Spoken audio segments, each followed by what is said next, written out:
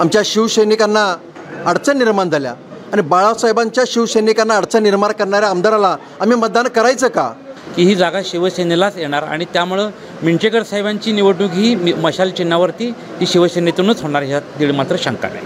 जे आता जे तिकीट मागतात हेच लोक आहेत, हा माझा स्पष्ट आरोप आहे. जी गद्दारं पळून गेली त्यांना गद्दार म्हणायचं नाहीत, परंतु आमच्याच लोकांनी गद्दारी केली. जी महाविकास आघाडी करतात त्याच लोकांनी गद्दारी केली. आरसा विधानसभा मतदारसंघाचा, आरसा प्रभागाचा पहा न्यूज मराठी 24 वर. माझं गाव लाटोडे, बाळासाहेब तुकाराम भोपळे, माजी डेप्युटी सरपंच, सध्या ग्रामपंचायत सदस्य. आणि आत्ताच या ठिकाणी आपल्या उद्धव बाळासाहेब ठाकरे गटाचे आम्ही शिवसैनिक आहे. आमचा सरपंचाचा इथं सत्कार व्हायला आहे की तो आज कालच आम्ही निवडला आहे त्यांना सरपंच म्हणून. आणि अशा आमची भूमिका आहे की दबडे साहेब ज्या वेळेला माझं वय आता 72 आहे, दबडे साहेबांच्या वेळचा मी शिवसैनिक आहे मूळचा, परंतु मी एक रिटायर शिक्षक आहे. माझी तळमळ म्हणजे अगदी अंतकरणापासून अशी आहे की मिंचेकर साहेब हे आमचे भावी आमदार झालेलेच आहेत, व्हावेत ही परमेश्वरच्या इच्छा. ह्याचं कारण काय आहे? माणसानं एक महिला मंडळाच्याच एक म्हण आहे साहेब की बाईनं माप सगळं दागिनं अंगावर घातलेलं आहेत, बाटल्या घातलेल्या आहेत, बिलवर घातलेला आहे, चितार घातलेला आहे, पाहिजे त्या वस्तू घातलेल्या, पण तिच्या कपाळाला कुंकून आहे. ती जर कार्यक्रमाला गेली तर तिला दुसरी बाई कुंकू लावत नाही.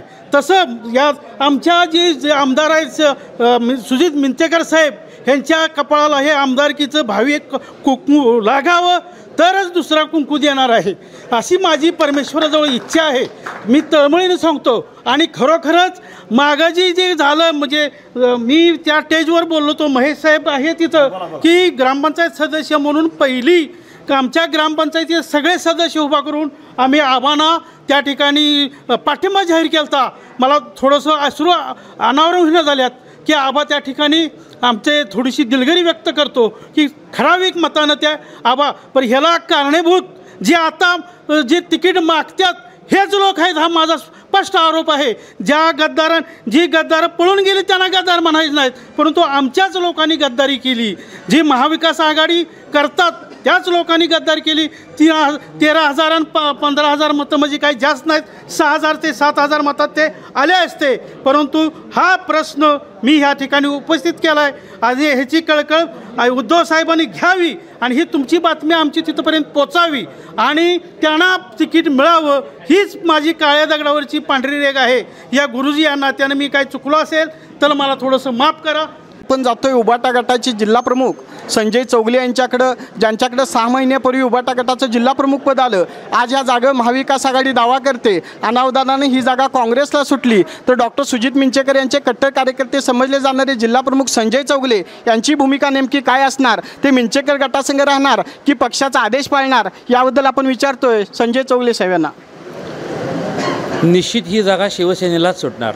शिवसेनेचे सन्माननीय पक्षप्रमुख उद्धवसाहेब ठाकरे किंबहुना आमचे विभागीय नेते भास्करराव जाधव साहेब, संपर्कप्रमुख अरुणभाई दुधवडकर साहेब यांच्याशी सातत्यानं आम्ही संपर्कात आहे आणि या बळावरती मी अगदी ठाम विश्वासानं सांगतो की ही जागा शिवसेनेलाच येणार आणि त्यामुळं मिंचेकर साहेबांची निवडणूक ही मशाल चिन्हावरती ही शिवसेनेतूनच होणार ह्यात दीड मात्र शंका नाही. अनावधानात चौगले साहेब ही जागा महाविकास आघाडीच्या माध्यमातून काँग्रेसला गेल्याने विंचेकर साहेबांनी आपला निवडणूक अर्ज दाखल केला. निवडणूक लढण्याचा निर्णय झाला आहे, कार्यकर्त्यांच्या मेळाव्यातून निर्णय झाला आहे. त्यावेळी आपली भूमिका नेमकी काय असेल? गेल्या 2.5 वर्षामध्ये महाविकास आघाडीचा घटक पक्ष म्हणून शिवसेना काम करताना स्थानिक काँग्रेसच्या नेतृत्वानं ज्या पद्धतीनं शिवसैनिकांची अवहेलना केली किंबहुना त्यांच्याकडे जे दुर्लक्ष केलं त्याच्यामुळे शिवसैनिकांच्यामध्ये असणारी खदखद ही आज या मेळाव्याच्या निमित्तानं दिसून आली. यानंतर आपण जसं म्हणताय तशा पद्धतीने जर जागा मिळाली नाही तर ह्या सगळ्या गोष्टींचा अहवाल घेऊन मी निश्चित आमचे संपर्कप्रमुख अरुणभाई दुधवडकर, भास्करराव जाधव साहेबांकडून पक्ष नेतृत्वाशी बोलेन आणि त्याप्रमाणे त्यांच्या आदेशानुसार पुढच्या सगळ्या भूमिका ह्या सैनिकांना मार्गदर्शनातून होऊन जातील ही निश्चित. खासदारकीची निवडणूक लढत असताना गद्दारी आपल्याच कार्यकर्त्यांनी केली, परिणामी काही महाविकास आघाडीचे घटक आपल्या समेत राहिले नाही, त्यामुळे खासदारकीला आपला पराभव झाला असे आरोप करण्यात आलेत. या मताशी आपण कितपत सहमत आहात? निश्चित 100% सहमत आहे. या संदर्भातले पुरावे मी वेळोवेळी मातोश्रीच्या दरबारी दिलेले आहेत, पक्षप्रमुखांकडे दिलेले आहेत आणि याच आधारावरती आज ही मिंचेकर साहेबांची उमेदवारी जी आम्ही प्रबळ मानतो ती त्याचं कारणच ते आहे की आम्हाला निश्चित यामध्ये पक्षप्रमुख या गोष्टीच्या गांभीर्यानं पाहतायत आणि ते आम्हाला न्याय देणार. यानंतर आपण जिल्हा परिषदेचे माजी शिक्षण सभापती प्रवीण यादव यांच्यावर जातो. जे कुंभोज जिल्हा परिषद मतदारसंघाचं ज्यांनी नेतृत्व केलं आहे ते प्रवीण यादव जिल्हा परिषदेचे सभापती होते. त्यांनी मगाशी आपल्या भाषणात सांगितलं की मिंचेसारख्या ठिकाणी छत्रपती शिवाजी महाराजांचा पुतळा उभा करण्यासाठी जो माणूस काही देऊ शकला नाही ते शिवाजी महाराजांच्या पुतळ्याची अवहेलना करणाऱ्या माणसाला आपण मतदान करणार का? आणि जर महाविकास आघाडीने त्यांना उमेदवारी दिली तर मी कोणत्याही परिस्थितीत त्यांचा प्रचार करणार नाही. याबाबत आपलं मत जाणत आहेत प्रवीण यादव. आज आपण येणाऱ्या विधानसभेला सर्वजण सामोरं जातो आहे आणि सगळ्या शिवसैनिकांच्या समोर एक अडचणीचा पेच निर्माण झालेला आहे की महाविकास आघाडीच्या माध्यमातून आपण सामोरं जातो आहे, पण ही हातकणंगल्याची जागा ही विद्यमान आमदार म्हणून महाविकास आघाडीच्या माध्यमातून काँग्रेस दावा करत आहे.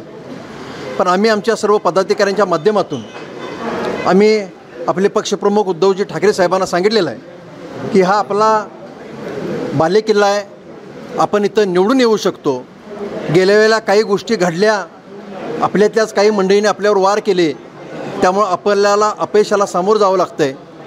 आणि गेल्या 5 वर्षामध्ये ज्या पद्धतीनं आमदारांनी कामाच्या माध्यमातून आम्हाला स्पर्धा करावी लागली, कामाच्या माध्यमातून अडचणी निर्माण झाल्या, आमच्या शिवसैनिकांना अडचण निर्माण झाल्या आणि बाळासाहेबांच्या शिवसैनिकांना अडचण निर्माण करणाऱ्या आमदाराला आम्ही मतदान करायचं का हा प्रश्न आमच्यासमोर निर्माण झालेला आहे. आपण महाराष्ट्राचं आराध्य दैवत छत्रपती शिवाजी महाराज आपण सर्वजण मानतो. ह्या स्मारकासाठी मिंचेगावी एक स्मारक होतं आहे, त्याला मंजूर मिळालेलं स्मारक होतं आहे, त्या स्मारकासाठी आम्ही निधी देण्याचं काम करा म्हणून विद्यमान आमदारांना आम्ही महाविकास आघाडीचे तुम्ही घटक आहात, आमचा तुमच्यावर अधिकार आहे. पण आम्ही गेला असतानासुद्धा आम्हाला आजपर्यंत 5 लाख रुपयाचा निधी किंवा 5 रुपयेसुद्धा निधी ह्या विद्यमान आमदारांनी त्यांच्या फंडातून दिला नाही. म्हणजे ही थोडीशी चुकीच्या पद्धतीने काम करण्याची पद्धत आहे. तरीही मी आदरणीय बंटी पाटील साहेबांच्या माध्यमातून त्यांच्या कानावरसुद्धा घातलेले बंटी पाटील साहेबांनी सांगितलं की मी माझ्या जवळचा निधी 15 लाख रुपये देतो. बंटी पाटील साहेबांनी सुद्धा आम्हाला या मिंचेसारख्या गावाला विधान परिषदेच्या माध्यमातून निधी देण्याचं काम बंटी पाटील साहेबांनी केलं. पण आदरणीय विद्यमान आमदारांनी आपल्या हातकणंगले तालुक्याचा आमदार असतानासुद्धा 5 रुपयाचा निधी देण्याचं काम त्यांनी केलं नाही. अशा माणसाला आम्ही मतदान करायचं का हा आमच्या शिवसैनिकांच्या समोर खूप मोठा प्रश्न पडलेला आहे. त्याचा योग्य वेळी याचा बदला घेतला जाईल. आमच्या झालेल्या सांगलीमधल्या झालेल्या प्रकाराचा सुद्धा ह्याचा विचारविनिमय नक्कीच हा शिवसैनिक बाळासाहेबांचा करेल आणि पुढील वाटचाल ठरवेल असे मी तुम्हाला सांगू इच्छितो. निवडणुकीमध्ये सत्यजित आबांचा सोके यांनीच केलेला पराभव खरोखरच शिवसैनिकांच्या जिवारी लागला असून शिवसैनिक येणाऱ्या विधानसभेमध्ये त्याचा नक्की बदला घेणार अशा आशयाचं मत आज शिवसेनेच्या मेळाव्यात व्यक्त केलं. न्यूज 24साठी प्रतिनिधी विनोद शिंगे, कुंभोज.